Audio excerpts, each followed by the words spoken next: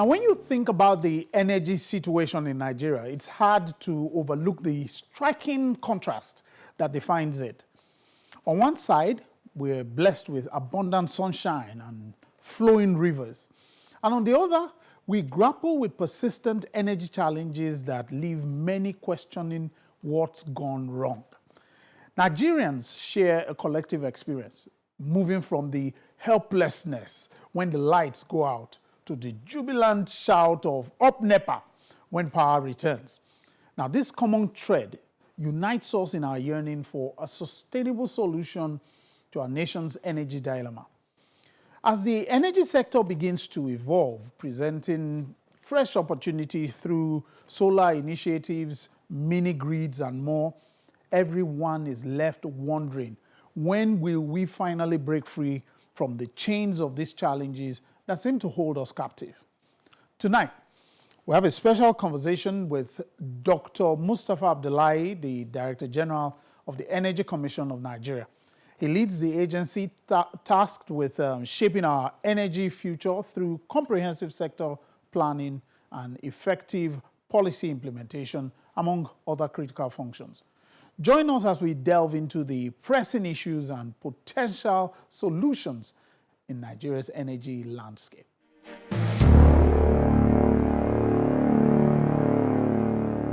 Thank you for having us in your office today, and thank you for accepting our invitation.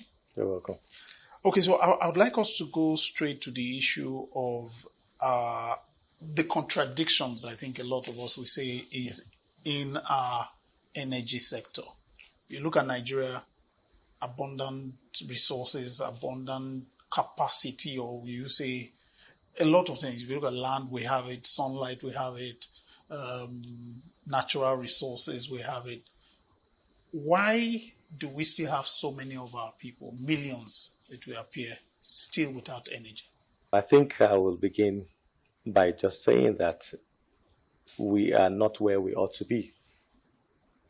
But I must tell you that we are actually somewhere very strategic. Presently, we have, out of the 230 to 40 million Nigerians, we have only about 85 million Nigerians that do not have access to electricity. That's a lot. I'm not saying that is, but we usually have, that's 60% positive. 60% of Nigerians have access to electricity. But before this administration, 2023, that percentage wasn't 60%, it was 40%. Our electricity generation used to be 4,000 megawatts before 2023, but right now, what we are able to generate and transmit and also distribute to households, we're distributing 6,000. That's 2,000 more than what we used to have just barely 2 years. So I'll say, yes, we're not there, but our policies and also our vision will actually get us there. So we're doing good. Well, I like how you put it there, 60% access. Access, yes. 40% do not have access yet. Now, so access is one part of it. There's also the issue of uninterrupted and available when you need it, as you need it. Yes. So how would you say we're doing in that department? So that has to do with sustainability, actually. So the main issue that actually caused that, interruption and all that is from our infrastructure, power infrastructure. Our transmission lines are very, very bad, because our generation itself is mainly our energy mix from just two sources, basically, gas power and also hydro. And what Mr. President, what our policy is actually doing now, our focus is to diversify that, to give Nigerians other options. Like you say earlier, we have abundant solar energy. The whole world is looking towards renewable, clean energy. So why are we not? So that's what we are doing right now. So the Electricity Act also, governance also really matters. The recent Electricity Act has also decentralized our grid. States are able to start generating, distribute, and also even have regulate its own electricity. So that's a big one. We believe that in 5 to 6 years' time, we will get it right with the policy on ground right now. Can you give us a little bit more detail about that policy? So, if you recall, last year, towards May, Mr. President actually unveiled a document called National Energy Policy and also a Masterplan. And it will interest you and Nigerians to note that for over how many decades of existence of electricity in this country, we never have any gazetted legal document called National Energy Masterplan or policy that is really, really gazetted. So Energy Commission was tasked to actually develop one. And in May 2024, we unveiled a document called National Energy Policy and its Master Plan that gives a direction of where Mr. President wants the power sector to be in the next 10 years. And that's what we're working at. And we did not only unveil a policy document to just stay there to dust in the shelf, we also developed the master plan that speaks on the implementation. Okay, so you've touched on the master plan, and I want to take, before I go into details about the master plan, I want to touch on the issue of the Electricity Act. You know, when that act was passed, a lot of people were like, hooray, because there had been like a lot of things that people felt once that act is passed would at least address a lot of things. Take, for instance, the issue you said about states now having the capacity. I don't know how it's called. Is it to do their own local market or something? Yeah. From that time till now, it looks like so much enthusiasm, little movement. Yeah. As the person who sits on it all, what would you say is the problem that appears to be holding back the states from picking up and run? Thank you. So one of the functions of the Energy Commission really is to ensure that the states, the subnationals, actually get it right in terms of, giving access to electricity. And we're part of the, players that really push the Electricity Act of 2023, to ensure that the decentralization of the electricity from the grid for states to actually generate, distribute, and also regulate its own electricity. So it's a very, very big plus for the nation. Now, the reason why you've seen a slow action is because you see area of capacity. The states really, it's not easy to generate and to regulate. And that is where we come in, because Energy Commission has been there. And we have the NEC that's also been there for a while. So what the Commission is doing to ensure that we mainstream, we build in that capacity in that state is we recently signed an MOU with the Nigerian Governors Forum, where the entire governor committed to really work with ECN to ensure that we give them what they call a power, structure. We are to ensure that they have their own state policies, ensure that, we bring investors, because investment really, really matters. Even when you have the policy, really getting those generation it costs a lot of money, because there's a lot of, so what we are doing is to make sure that we push in some investors that are already here in the central to also go and invest in the states. And how do we do that? The biggest power generating company in the world, they're called China Energy. We brought them to Nigeria. We didn't only sign this MOU with the Governors Forum, we signed a tripartite MOU. Energy Commission to be there to facilitate, then the China Energy and the state governors. So we have an MOU really to give them the governance structure, the power governance structure, and also to give them a roadmap for renewables. Because like I said, Mr. President has made commitments in various fora that he wants to really utilize our sunlight, utilize our hydro, utilize our wind.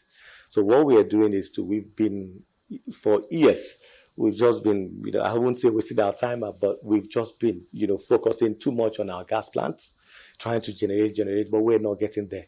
It's just common sense that we have to shift a bit to the other side. So we are really concentrating on renewables now.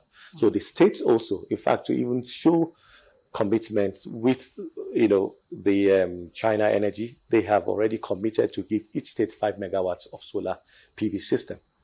So with that, that's just the pilot. They'll be building, and that average power, that you need in every state is about 40 to 70 megawatts. So they are already starting with 5 megawatts just as a pilot, just to show goodwill, and that they're committed to invest in each state. And with that, we hope to, build on that. So those are just one of the. How soon will we see that 5 megawatts? We are already working. They are in the country already. Okay. Power China, they are here already. Right now, what we're doing is energy audits. We're there to each state trying to see what is really their output, what is, their load consumption, where also space. Because for solar, you require a lot of hectares, to take, these panels. So we're just doing analysis and surveys to see how that will work. But they're already here and monies are already committed. So we're sure that before this administration runs out, we'll get that done. Okay, now in your own plan, the master plan, when you look at and you mentioned the issue of the energy mix, that issue of the mix, it's still something that is still, I think I'm not clear. Let me speak for myself. How we have the blend as it is right now. Just as you mentioned, we tried at one point to do a wind farm. Is it in Katsina? Katsina, yeah. I don't know what the update on that. So when you, as from the policy side, look at the mix, what do you see? So presently in Nigeria, our energy mix has about 86% of gas.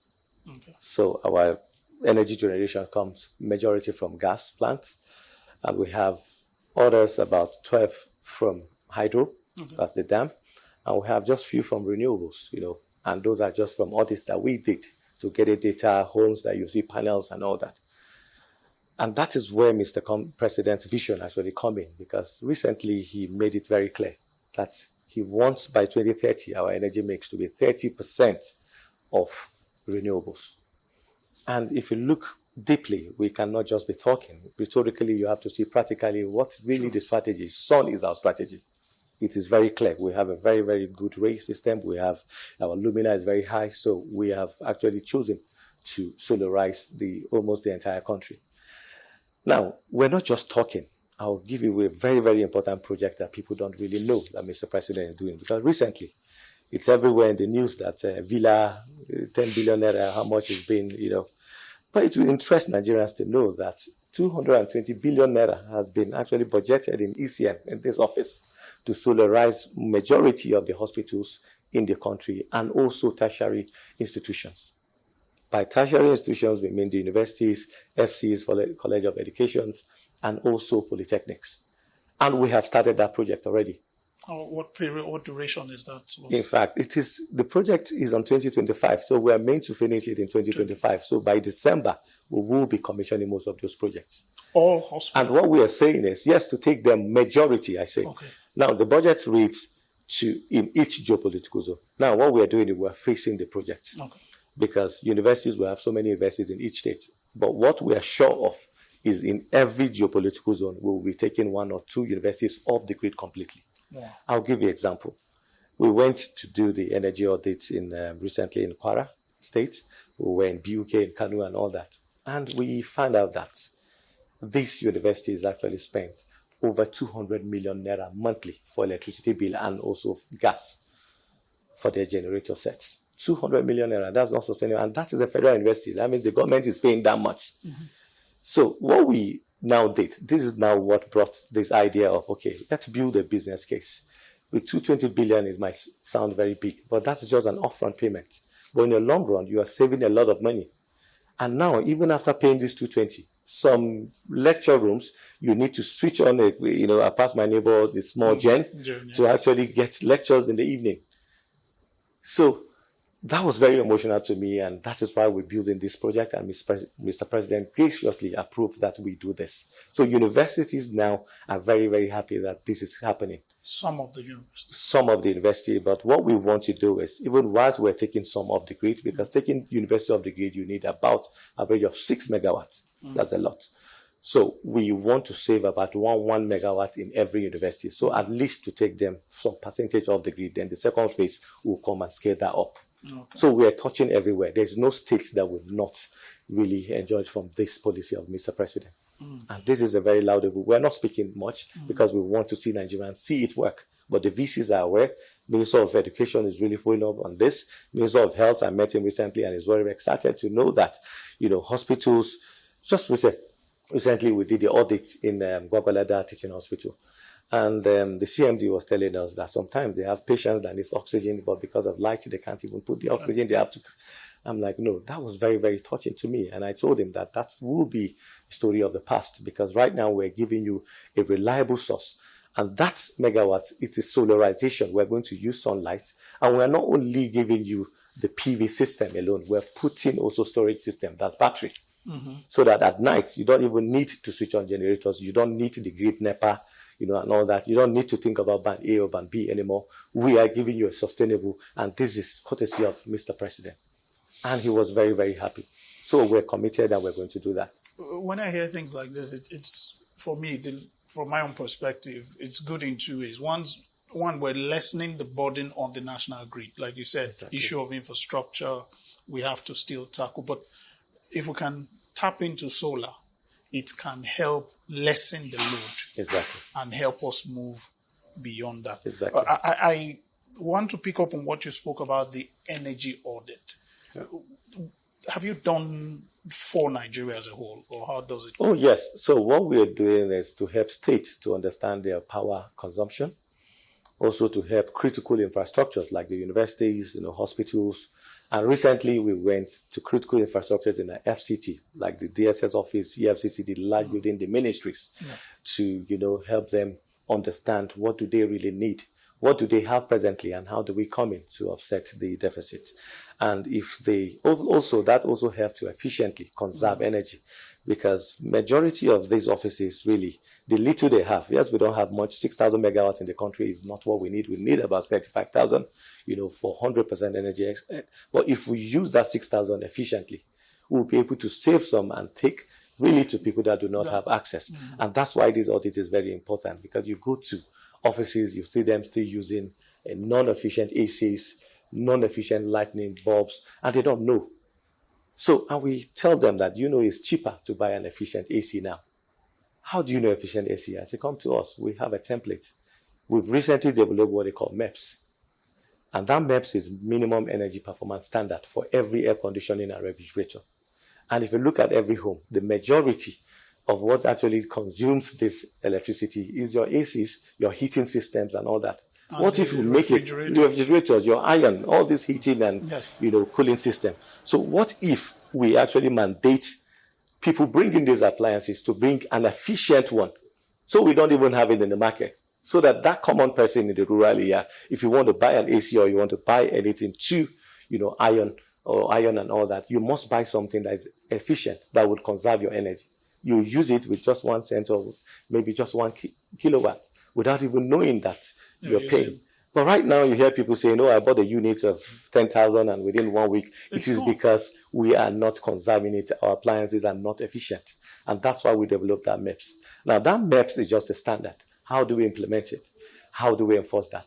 We have helped in training the standard organization and customs recently, because they are the one at the borders. They are the one that ensure what comes in. We gave them the standards, gave them the equipment to measure also the standards, to ensure that every ACs coming from China or anywhere complies with this Nigerian standard. Not just bringing anything, this is cheap, this is...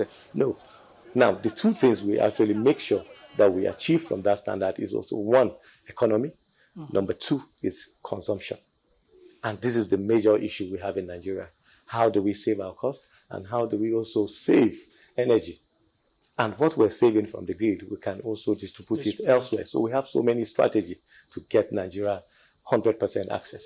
In you people's plan, what is the way forward? Because as it is right now, a lot of people feel, in planning for the country, that band A, band B, and thing, is this a permanent thing? What is going on? When will we be free of it and things like that? Well, the band A and band B is a regulatory thing. So the NEC brought this band A and band B. And the energy planning to me is very important. It's one of the most important aspects, in fact, space regarding energy. You cannot implement energy without planning. And that's what we do as a commission. And part of what we've unveiled in this document, in the policy and also our master plan, is really to speak on the plan on energy, what we have in the next 10 years and how we want it to be. Now, in terms of the pricing, though it's a regulatory thing, like I said, and we have the NEC that regulates that space. What the NEC, the thinking behind that, really, it's electricity is not cheap anywhere in the country. So, and I think it's understood. Yes, in the world. Sorry, I mean to say in the world. And I think the holiday, we need to really end for Nigerians. We need to pay for what we consume. And that's what brought that band A. And, Mr. President is very, very, he has this goodwill for Nigerians. He can't just take the subsidies at once. We had to do that in subsidy for the crude oil because we know where the scam is going. But this one directly touches every Nigerian. That's why he decided to say, let's start with A. Let's give the people that have more access, to pay more money. And those that do not still have access, pay less. And, there's space where I'm sure within the planning where we'll face all this ban out. By the time we have this energy mix increased by our renewables, where ordinary Nigerians have access, not even to renewables from the grid, but renewables on their own. Because what we want to do is not just to, provide the grid, renewables in the grid, is also to decentralize, to increase the local, consumption and also locally made of these solar systems, like the solar panels, the battery system. We want to be producing it in this country so that the price will be less. Yes, that's the aim. And if ordinary Nigerians can buy it by themselves, they don't have to go to the grid. The load and the 6,000 will be more than enough for us because Nigerians will be able, and that's what happened elsewhere. You see private sectors having their solar parks, solar farms, because it's easy to just go and buy. And when you do your economics, you see clearly where your money is coming from. But it's not very clear now because you have to import all these things from China. But what we are doing as a commission, because as a research agency also, we have pilots already. We have 5 megawatts of solar PV system. We're producing panels. We're only able to do, yes, in Nigeria, ECN is producing panels. Oh, okay. We're only able to do about 1,000, 2,000 in a year because the pilot, but we are scaling that up. We also have recently signed an MOU with one of the biggest producers of solar panels in the world, which is Longi in China. They are coming to set up this factory here in Nigeria. I was in UK to sign this MOU with the Minister, of Science and Tech, and they are committed to come to Nigeria because it's also strategic for them. I told them, we're in a meeting in the UK, that how long does it take them to actually transport their product to the Europe? They said 14 hours, okay, by plane. How long does it take you to go to America? Say it's 16 hours. I said, how long now will it take you from Nigeria to get your product to Europe? I said, I should answer that. I said, on flight, 6 hours. To America, 8 hours. They were like, wow. I said, that is the strategy. So Nigeria will also, and they said clearly there that they are not just coming to set up this factory, but they are building the biggest, even bigger than what they have in China. Because market is their own gain. And if we're able to, I said, to satisfy us here, we only need about 700 megawatts plants. But come and give us 2,000 megawatts, and the remaining will be exported abroad. We'll give you that leeway. And it's going to be situated in a free trade zone. So you don't need any tariff to pay and all that. And they were very excited. And they told us, Trump is giving them 25%. They want to leave and say, Nigeria is very much open. This is the policy of Mr. President. We want to localize and domesticate all the technologies we use within the energy space. And Mr. President is very, very committed to do that. Let's take a short break. And when we return, we'll continue our discussion.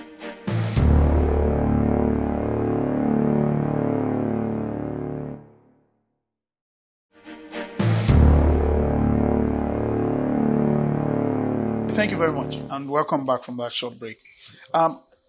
You've explained a lot about what we're doing, what we're trying to do, and where we're going. But one thing that is very clear is that we have challenges right now. And one thing that I think a lot of Nigerians can't get their mind around is how it appears we're still providing electricity to some neighboring countries when we are still dealing with lack of capacity in country. How does that, from your table, planning and seeing everything, how does that work? Yes, so that's a very good question. I used to also wonder that while I was in the other space, but now I'm in the government, so I understand why. Okay. Now, it is interesting that that is happening, and it's also strategic, very, very strategic. It will interest us to know that it's only about 6% actually of what we generate that we actually we give to Benin and Cotonou. And that is because, and that is coming from the dam. It's coming from the hydro, production. It's coming from the hydro systems. Like I said earlier, energy mix from gas and hydro. Now, the reason why we have to do that is because the border system is very strategic. If you look at our water system, waterways, we have border countries like the Cotonou or the Benin. We have water, that divides, the two countries. And most of the hydro systems we have is actually within the southwest, the south-south. Okay. And also most of our generations, if you recall, is also because from gas production is actually in the south-south area, the Niger Delta. So our gas plants are actually mainly situated there. So because these are situated there, we need to really share whatever we're producing from any stream. There was a time that Cotonou, is it Benin, they were even threatening to come and situate a dam close to Nigerian dam. So we have to negotiate with them that, okay, don't worry, you don't need to, because if you put two dams at the same location, it will cause a big disturbance and we will not be able to get anything from there. So this is really the reason. Nigerians do not know. We're not doing it to sell. We're not doing it, but it's actually strategic and it's also economically driven. So this is really a clear reason why we're giving some countries. It's not that we want to give. Our generation capacity, the plants we have in the country is about 14,000. We're only able to transmit or distribute about 7,600. But because of even the transmission line, only 6,000 which gets to household. So we can improve in that when this infrastructure come in place. So we are trying to see that our infrastructure is being fixed, some are even damaged, some are moribund. Mr. President recently, in fact, our commitment with Siemens, I'm sure you know the Presidential Power Initiative, he has just renewed that, and Siemens have made commitments to touch all the transmission lines to make sure that 14,000 that we're generating gets to household. So we're getting there. And we strategically, stop giving these guys because they are also developing their country. But they are really not in Nigeria, for God's sake, we're a giant of Africa. We cannot be sharing rivers and waterways with a country and will not give them. So we're just giving it out of goodwill to save what we have. Okay. Yes. Now, on the issue of infrastructure, which you touched on, we keep having problems. Is it collapse of the national grid or blackouts, whatnot, has been traced to a large extent to this issue of the infrastructure, outside the security concerns that we do have. When you look at your plan, how do we go about addressing this so that it doesn't become a constant? It's one thing to plan, like you're saying now, we have the capacity, we're not meeting it. Then the little that we have, we still have issues. Yeah. Very important, security of our critical infrastructure, which is the power. In this master plan and also in the policy, we made mention clearly the roadmap, how we can achieve, a secured, infrastructure in the power. And that is very simple. Number one, we're having vandalism, different vandalism and theft in this system. So what we have actually proposed is to have what they call structural health monitoring system. We need to bring AI, we need to bring technology in our systems. In most of the transmission lines we do not have people monitoring this. We also do not have cameras. We do not have sensors in it. And this is what every modern countries now has. If you go to any country, you see that their transmission line has that structural health monitoring system, either an acoustic sensors or any other sensor, PZTs, to measure what happens in real time. So we are going to be deploying this in our infrastructure. You don't even need humans. You don't need a police. What you need is just to install it, and when you get closer to it will give a signal wherever station, and they will deploy personnel to come and see what's going on there. And they have camera to also capture in real time and send it to the station. And this is what we've actually proposed. And the implementation, like I said, is actually ongoing.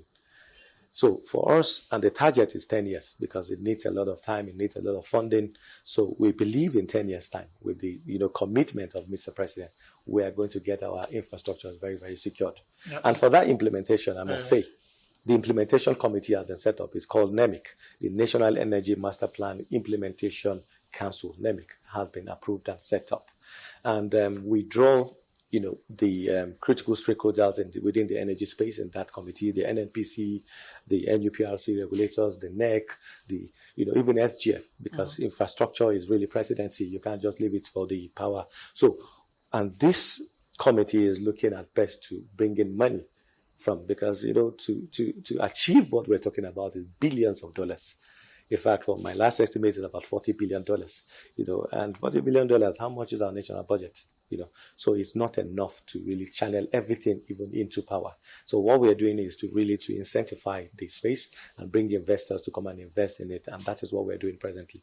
What do you do to investors who feel sometimes our policies are not stable and make it problematic to bring in money. Because I've always wondered, Nigeria, you have a businessman will tell you where there's too much demand, that's the best place to go and supply. But the contradiction in our own place, one can't believe it. Like you said, the policy changes, as government, but we have something very rigid now. We have some executive orders to actually match up those changes. Okay. Mr. President is the one Nigerian policy.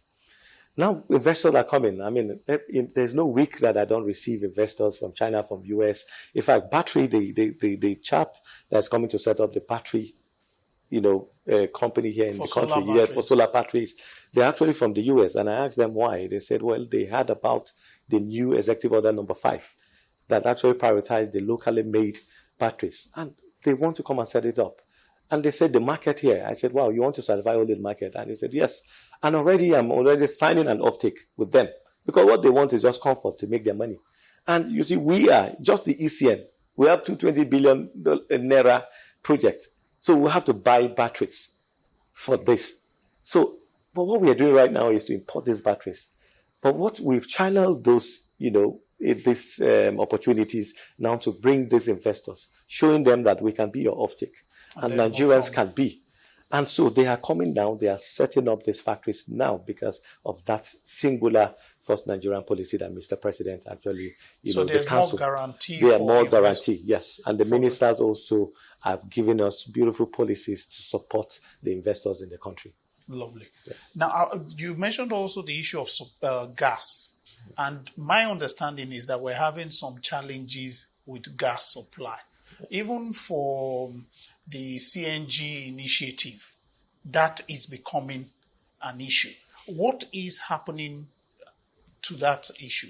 So the CNG initiative is the best initiative that can ever happen to the transport sector in this country. Okay. We all know what happened when they removed this fuel subsidy. Yeah. Nigerians were crying loud. I also cried because I'm buying fuel, it's very expensive and all that. But right now, the president gave us an option. Mr. President gave an option, which is really what matters. Go wherever you think. I've given you a cheaper source of energy, which is the CNG. Over 60%, less cost. Efficiency, over 20%. So we've done this analysis and we saw that if CNG can actually work. Unfortunately. Sorry, before you go into unfortunately. Yes. The issue of gas. I want to understand from your perspective, how did the trade-off come between the EVs and the CNG? Good. Now, that's why I said alternative. Yes. Mr. President did not only announce the policy for CNG. If you remember his announcement, he said CNG and I will be promoting EVs, electric vehicles. Okay. Yes, that's how it came. But we're hearing more he doesn't CNG. Want to. Yes, because CNG has a committee, a special committee for it. Okay. But we are also driving. I'll speak on it later to tell you what we're doing within the EV, space. But the CNG, yes. I mean, just to answer your question, why the gas has become an issue. Yes, Nigeria, we have over 204 trillion cubic feet of gas below the surface. But you see, exploration and production is two different things. Exploration, we've done it beautiful well. All you need for exploration is to shoot your seismic, analyze it and know what is there. Now, producing this gas is the gas is even more delicate. That's why the multinationals, the Shell, the Ajip and Total, when they produce, they just flare their gas because you need not just to produce gas. Transportation really matters. You need to trap it. You need to convert it there and there. You cannot, gas is very, very volatile. You know how it is. It's not like crude that is liquid that when you put it in a pipe, you can take it to the vessel and you just ship. Or you can even take it to, your refineries and all that. Very easy to transport. Gas is not that easy. So they even shy away from producing this gas. And when they produce, they flare. Some of them, yes, Nigerian government, NNPC is really trying because we have LNG that converted to NLNG. Yes. And that's where we get this majority of our CNG from. Like I said, unfortunately, we still import most of the CNG into the country, even with our gas. But what are we doing? And that is why this policy is very important and the master plan. We also have some proposal within the oil and gas industry, particularly the gas, to be able to enhance and to protect what we have internally. Apart from the refining, we also need some gas plants in the country. And a lot of investors, in fact, we are also seeing how we can even compulsorily make these multinationals to set up gas plants in the country, not just to produce and just export crude and all that. Whilst Dangote is doing his own refining, let's also refine our gas. let's convert our gas to CNG and LPG so that we have it abundantly, and that will drive down the price of the CNG. Availability has become an issue because we have to wait for it to come, and LNG need to supply. But by the time the plant we have for each geopolitical zone, the AKK pipeline will be coming up soon. That means we'll be able to transport gas everywhere. We will have a plant there. We'll have our CNG everywhere. So it's a very long-time strategy for Mr. President. Okay, I would like to understand from you, if you look at all the policies, and you keep referring to this energy policy, it looks like it has a lot of issues. What would you say are your biggest challenges in terms of going beyond the policy to the implementation? Well, I will just sound like a broken record again. Funding. Like I said earlier, for us to achieve the 100% access and to ensure that we guarantee energy for Nigerians, to make sure that Nigerians have access to sustainable energy, which Mr. President is pushing. He has been making commitments for. We need billions of dollars. And from our estimate, we are looking at $40 billion. $40 billion is not a chicken change, like I say. So we need a lot of investment into the space. And that's what we have been doing. And like I said, investors' confidence have been boosted. They are coming in. So we are very, very sure that very soon, the issue of access to energy or access to, cheap access to energy will be a thing of the past. When you look at indigenous, I don't know, is there anything people are doing to help build up our capacity locally? Yes, a lot within the energy space. You see, the ECN has 6 energy research centers across the geopolitical zone. We have in every geopolitical zone, yes, where we train Nigerian youths. We do research. We make sure we even sponsor PhDs, masters, and in area of energy. And when they come out of this research, they start developing, put them into lab to develop our locally made. Just recently, one of the most important things, like I told you earlier, is we have a solar PV module. That's the plant that produces the solar panels. And one of the important components there is actually the solar cells. That's the most important thing. That thing you see line, that's the one that harnesses, that converts the sun ray into energy. And that's the most sensitive part. And recently we've gotten a breakthrough. We're able to have these solar cells. We know the technology now. So we are about to start producing even solar cells in the country. So, and this is what we do for Nigerians. And the Nigerian engineers are all involved. It's not Chinese, it's not Americans. They are all Nigerians. We're all involved in this research and also in development. We've been doing research for so many years, but the Minister of Science and Tech came in and told us, he gave us an executive line. In fact, he stamped his foot and said, stop that research, go into development, go into commercialization. Don't dump me with papers of research, with pilots, with patents and all that. That's not what I'm interested in. I want Nigerians to see what those research that we've done in many years, what it has translated to. And that's why we are just about industrialization. We're just about localization, domestication of these technologies that we need to guarantee this energy security for Nigerians. So imagine if we start producing solar panels, the battery system that we have, lithium in abundance in Nasarawa here, in my state, in Kogi State. We have this lithium there, and the Chinese just come and just, exploit it and take abroad. So what we want to do is to, in fact, make sure that whatever is being produced is actually being processed here in the country. And we can, benefit from whatever value that it will make, particularly in the area of energy. Has there been any breakthrough in any of the research centers? The lithium, like I said, the lithium in Nasarawa, we have. No, I'm talking from the research. Oh, we've had so many breakthroughs in the research, like in green hydrogen. We have, the Germans have been talking about green hydrogen. Now we also have green hydrogen plants here in the country. We made research. Yes, we're building a pilot plant in Kogi State. Well, I chose Kogi because you have river there, so it needs water because you have to split. Can you explain that? So the green hydrogen is also another source of energy. Okay. You can use it for electricity. You can also use it to drive even vehicle. Abroad, when you go to China, you have so many vehicles driven in hydrogen alone. Just like you have methanol, you have all this. So it's also another way to create another energy mix. So hydrogen is also one of the cheapest source of energy because you can get it freely from your exploration. You can also get it green from water. Imagine our water, you can split it to get oxygen and hydrogen using hydrolysis. So we have the plant in the country now to split your water and you get your hydrogen. And the most important also aspect of that is your oxygen. You're not just flaring it or taking it. We are to supply hospitals freely. The oxygen that you usually buy, oxygen that we breathe in the hospital, we will be giving them just by splitting water. We have the plant. And this is technology. We have it here in the country. We have it. So it's a very big thing Nigerians do not know, but Nigerians, we are really, really progressing technologically, technology-wise in this country. Green hydrogen is one of the most modern technology we have even in the world. Only Germany has actually gotten it. We have different hydrogen. We have the grey hydrogen, the blue hydrogen from the gas directly from exploration, but the green, which is clean, the cleanest from water, is not a technology that is easy. We've gotten the breakthrough and we're doing it in this country. And we plan to scale that up. We don't know about it because it's still in the modular. We will be scaling up by the time we have investors, because now feasibility has been conducted, the economics have been proven from the pilot. Investors are ready to now come and scale up so that we can have hydrogen-driven cars, hydrogen cells from the batteries, just like we have battery cells. You can have batteries that run with hydrogen cells. So many things we can do with hydrogen, and this is what energy mix really mean to us in ECN.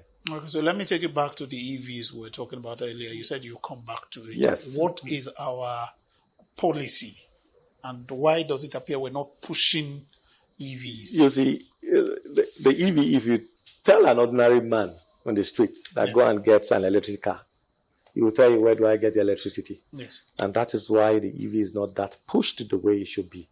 But behind the scene from ECN, policies have been pulled into. And to implement that, we're also giving comfort to ensure that we have the solar parks all across the political zone. If you look across in each state now, there is no state that do not have a technology park, a free trade zone now.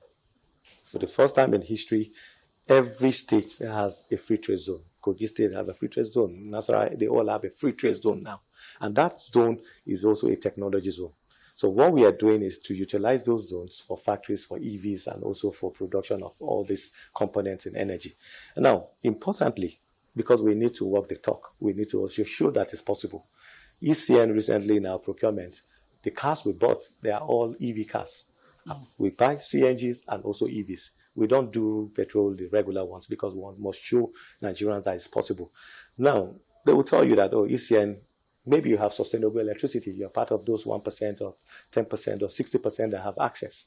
So what we have done also is to create a charging port, a free charging port with a sustainable energy using solar. It's just down there. If you look down, you will have seen a port, car port with solar. It has everything there, free charge. We told Nigerians, if you have an EV car, you don't need to worry about electricity. Just walk in ECN, charge your car and go, just to promote EVs. And we've had so many people buying EVs now to come and charge. We also encourage agencies, federal government agencies, to buy EVs, not just CNG. As they do CNG, mix it up, because you must give Nigerian options. We don't want it to be monopoly. We've started talking about, don't go to monopoly and all that. You don't want Nigerians to start thinking, why are you pushing out to this CNG? And that's why Mr. President said, I'm giving you CNG to lessen the burden. I'm also giving you another, which is the EV, electric vehicle. You can use it. Electricity will be there for free for you to. And we're not keeping it in Abuja alone. We intend to also build this for free around all the geopolitical zones. Someone had actually mentioned that if government agencies, government offices, even like we're saying, the solar, if they pushed and used their budget, the amount stated in their budget, to try and do some of these things. You mentioned the car. You mentioned someone talking about solar roofs. It will help. I don't know if there's any push to enforce. I know President had said something for the vehicles, that any agency buying a vehicle now must not buy petrol. But I don't know if there's any other policy along that. So for the transportation sector, we all know, if you take any vehicle request for approval to FEC, it will be rejected. Yes. We all know that. So the president will tell you clearly, even before you read it, you tell the minister, stand up, go and get CNG, go and get a more sustainable. And that is the option is given. And what we have now is CNG and some EVs now. Now, in terms of the solar, why we're not pushing? Why don't we even make it compulsory for everyone? You see, we don't also want it to be as if we are forcing people to do, some people, I know people that only use gensets. They're not even in the grid. They will on their gen and buy it, maybe for whatever reason. Economically, that is not sustainable, but that's what they do. So what we are doing is to promote this thing. And for us to promote it, that's why you have energy agencies like ours. Mr. President actually sits as the board chairman of our agency, so he has a direct oversight over what we do in the Energy Commission. And that's why most of these policies of his, he pushes it through ECN to implement, to show people. And that's what brought that 220 billion in this year budget. And in fact, we have a proposal to scale that up into 400 billion because we want to see all this infrastructure, the hospitals, the universities, polytechnics off the grid. And we will not stop there.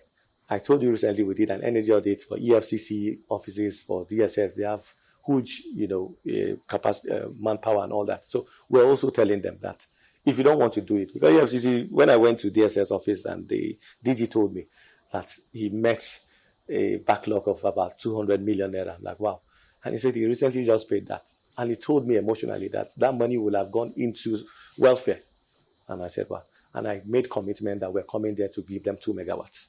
And this is what Mr. President does. Critical infrastructure, even if you cannot do it, I'll do it for you. And when we give you 2 megawatts, take yourself off the grid because I'm setting the scene for you. If I give you 2, if you need 4, you can do the remaining. How much will be left? And this is what we do to show example, to show Nigerians. Now, we're doing it in critical infrastructure. We are also planning to do it in communities, hard-to-reach areas, solar parks in villages, just like what REA. We have an intervention agency for God's sake, rural electrification. What they are doing, we are trying to collaborate with them to make sure that the rural area, we have solar parks, not just giving schools and all that. Let's create parks and farms of solar. Take some to grid, take some to the community. And this is what Mr. President is all about, diversification, giving option, and ensuring that energy is really, really sustained in this country. I'm happy you said earlier that you have been on this side. Yes. And you appreciate how Nigerians feel. And so, but you are now on this side. Now, if there was one thing you feel you could address that can bring a change, what would it be to the whole electricity market or the whole energy market in Nigeria? I think for me, I'll be more focused on what I have control over, efficiency.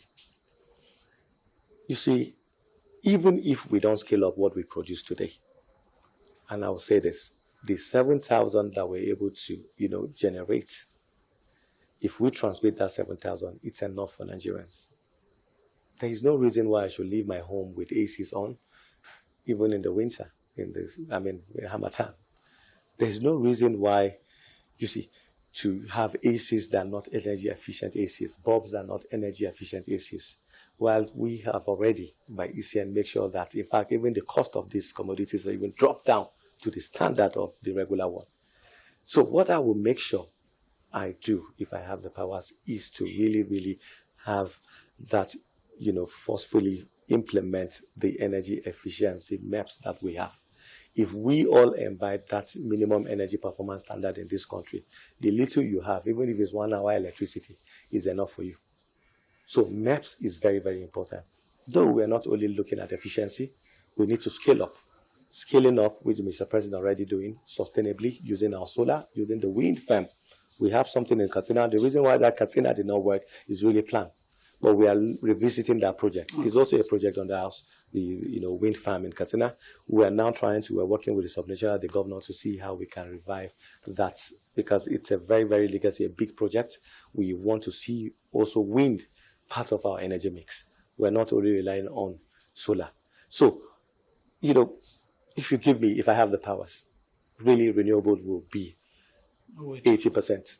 The way to go. Yes, way to go. Because it's accessible. It is the cleanest. It is also the cheapest source of energy we have in the world. Thank you very much. It's been a very educative time. Thank you. Thank you so much. My pleasure. So, what is your take from that discussion? Do you see a light at the end of the tunnel, as the saying goes? Are you optimistic about the direction that was outlined? I'd like to hear from you and get your reactions. You can reach out through our social media handles, and the email address is there on the screen. Let's hear from you. And if you want to watch any of our past episodes, go to our YouTube channel, search for Newsnight on the playlist, and take your pick. Thanks for spending your time with us. Bye.